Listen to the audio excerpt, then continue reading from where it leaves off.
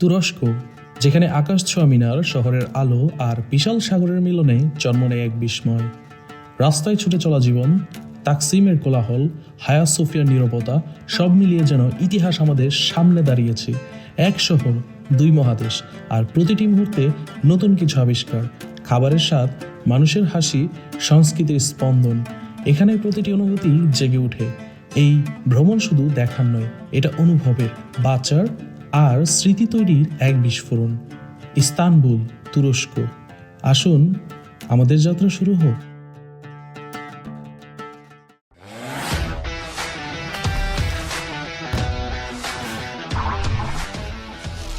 Assalamu alaikum. Assalamu alaikum. Here. We are going we are in the airport. Which airport we are in? London Stand. The London Stand. Why we are making the videos now? Because of we are going to Turkey. Yay!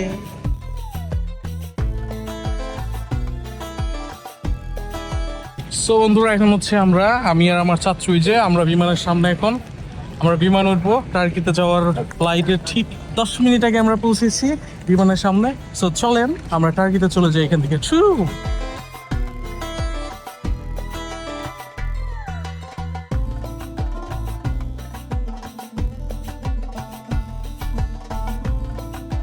নাও প্রিয় বন্ধুরা, আমার এই যে ছোট ভাতিজা, my nephew, he gonna give the review of our room.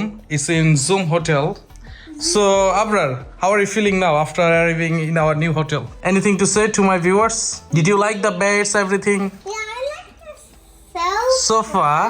What about the bed? This bed. Oh, is it very comfortable? Wow. What about my room? So বন্ধুরা দেখতে পাচ্ছেন, এই যে আমার ভাতিজা, সে এখন আমার রুমের রিভিউ দিচ্ছে। কেমন? You like that one? No. Okay. Huge rock. I like the bed because you see I have my plug-in, yes, with my bed. এই যে পাই, স্যুপ, তারপরে হচ্ছে এই যে গ্রিল, এরপরে পিৎজা সবই খাচ্ছে। খালি ক্যামেরার পিছন থেকে বলেছে আমি কিছু খাচ্ছি না। बड़ा हरामी हो बेटा। আর এই যে আমার বাস্তি সোফিয়া, সে তো এখন কি খাচ্ছো? Chicken. Chicken. You like it? এই যে আবরার, সে সব খেয়ে ফেলছে, এখন চিজ পিৎজা খাচ্ছে সে। হ্যাঁ,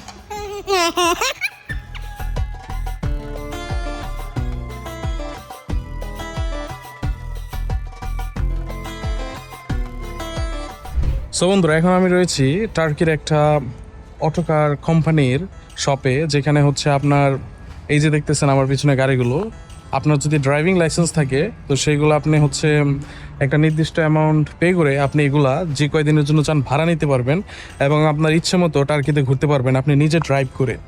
সো আমরা এই গাড়িটা নিয়ে নিলাম। এটা হচ্ছে ওই আমার যে ব্যারিস্টার সাব্বির ভাই, সে হচ্ছে এটা নিয়েছে আগামী 7-8 দিনের জন্য, এবং এইটা দিয়ে আমরা হচ্ছে টার্কি ঘুরে বেড়াবো এবং আপনাদেরকে সব কিছু আপডেট দিব। সো স্কিপ না করে ভিডিওটি সম্পূর্ণ দেখতে থাকুন।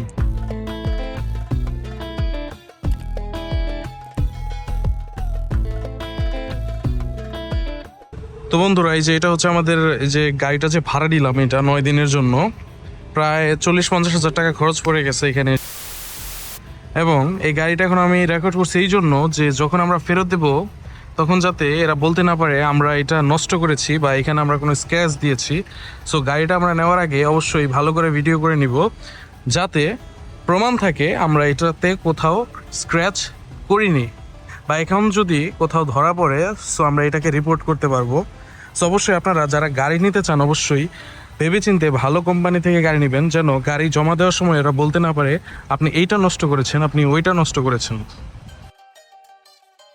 সেতুর উপর দিয়ে আমরা ছুটছি ইস্তানবুলের দুই মহাদেশের মাঝখানে, যেখানে আকাশ আর সাগরের সংযোগ যেন চোখের সামনে ফুটে উঠেছে। হালকা বাতাস, দূরে ডুবে যাওয়া সূর্য আর শহরের আলো, সব মিলে এক নিঃশব্দ গল্প বলে। গাড়ির জানলা দিয়ে ভেসে আসা শহরের গন্ধ, সঙ্গে হাসি আর একে অপরের সঙ্গে থাকার মুহূর্ত। এখানে শুধু রাস্তা নয়, এখানে জীবন ধীরে ধীরে বয়ে চলে। প্রতিটি মোড়, প্রতিটি আলো, প্রতিটা ছায়া মনে করিয়ে দেয় ভ্রমণ মানে শুধু দেখা নয়, অনুভব করা। কেমন ফিল করছেন এই যে নতুন রুমে এসে? নাইস রুম তো। তোমার এখন প্রবলেমটা যেটা হয়েছে যে আমরা তো একটা স্ক্যামের শিকার হয়ে গেলাম। কিরকম? এত বড় একটা রুম নিলাম এয়ারবিএনবি থেকে, হ্যাঁ, এত সুন্দর ছবি দেখে, ঝকমক ছবি দেখে। আচ্ছা, মানে বিষয়টা এমন হয়ে গেছে যে বাসর রাতে বউ চেঞ্জ। কোনো কথা না বলে, তোমার যদি ঘরের ভিতরে ঢুকতে যদি ভয় লাগে,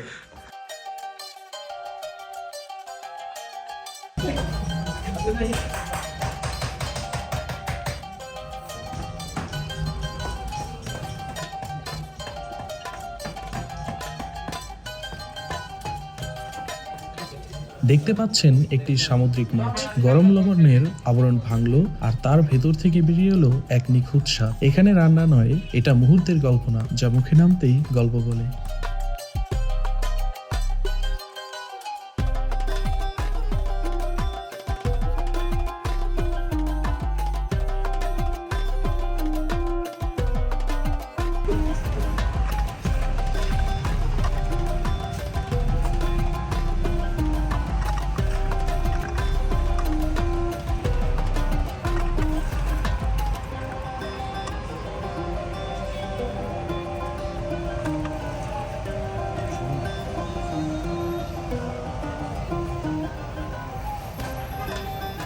The next morning.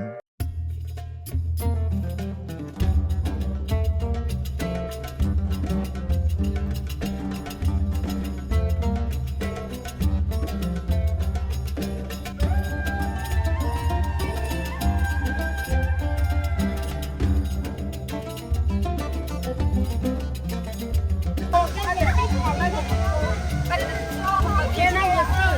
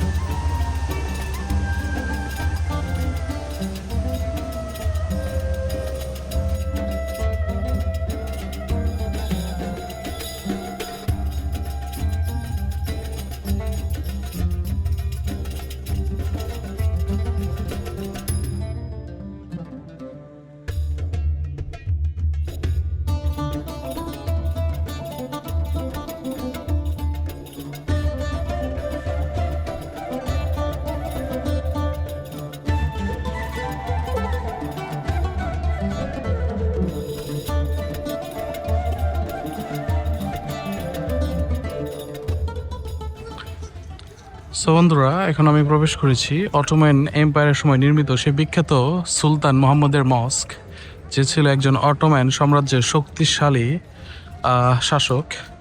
এবং এখানে প্রবেশ করার সাথে সাথে মনটা প্রশান্তিতে ভরে গেল।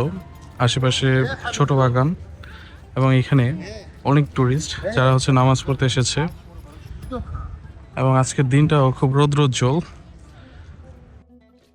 সো বন্ধুরা, এখন আমি দাঁড়িয়ে আছি অটোমান সাম্রাজ্যের সময় নির্মিত সেই বিখ্যাত সুলতান মোহাম্মদের মস্ক এটার সামনে, এবং এটা অনেক বিশাল একটি মস্ক, যেটা সামনে থেকে আসলেই বোঝা যায়, দূর থেকে বেশি একটা বোঝা যায় না।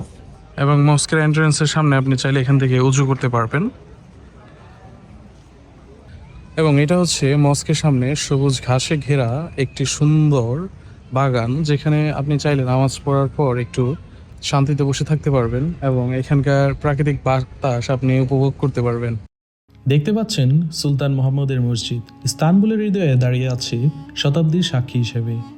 16শো শতাব্দীতে নির্মিত এটি শুধু একটি প্রার্থনার স্থান নয়, বরং অটোমান সাম্রাজ্যের স্থাপত্য এবং সৌন্দর্যের এক চূড়ান্ত নিদর্শন। বিশাল মিনার, অন্যান্য নকশা আর তিলকানো সাগরে নীল টাইল সব মিলিয়ে যেন আকাশকে ছুঁয়ে ওঠার চেষ্টা করছে। প্রতিটি কারুকার্য, প্রতিটি নকশা আমাদের মনে করিয়ে দেয় একসময়ে এই শহর ছিল পৃথিবীর সবচেয়ে শক্তিশালী সাম্রাজ্যের রাজধানী। এখানে দাঁড়ালে শুধু ভরসা নয়, ইতিহাস অনুভব করা যায়। প্রতিটি দেয়ালে, প্রতিটি গম্বুজ, প্রতিটি আলো বলছে এক গল্প, যা আজও মানুষের হৃদয়ে বেঁচে আছে।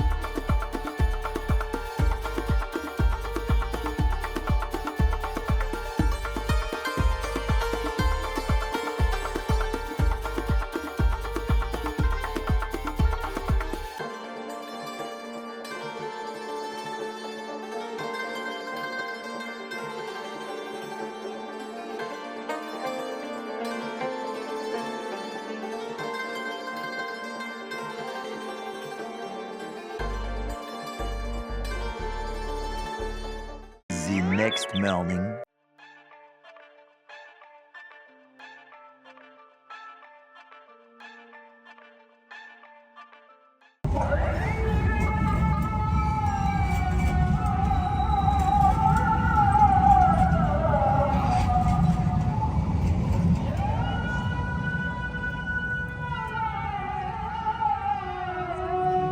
أتبنون بكل ريع آية تعبثون آل سيدنا محمد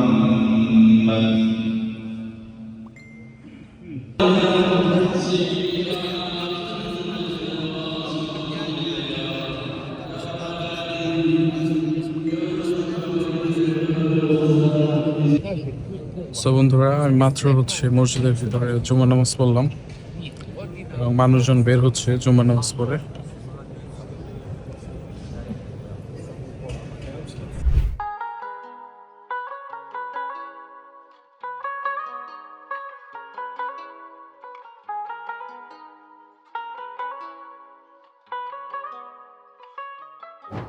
সো দেখতে দেখতে টার্কিতে আসার আমার হচ্ছে প্রায় 5 দিন শেষ।